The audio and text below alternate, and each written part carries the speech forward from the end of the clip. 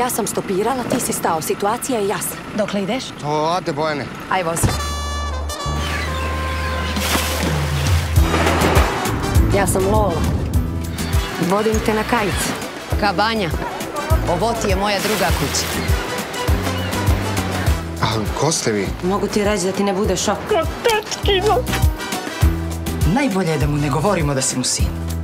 Ja ne znam kako će on to da prihvati. To mi je samo biološki otac. Ti misliš ja ne znam da si ti bio kriminalac? Si pljačkao sve živo. Vreme je da se vraćaju dugovi. I prefin je Tajo. Gledam ptice. Vidi. Evo sam impresionirana. A ja ni sa jednim momkom nisam sastavila duže od mjesec dana. Zaključat ću te! Ja ću ti pobjeći. Ako si ti da mi naređuješ? Nisi možda čale neki, a? Hoćeš utokom da me priteraš? Da ga provjeriš kao muškarca. Jednom bit će dosta. Dava mi je 200 eura, ali ja nijesam šćela. Budalo jedna. Neću o tome, ne si dosadno. Ja je dosadno. Čekaj, Lola, pitanje nesporazum.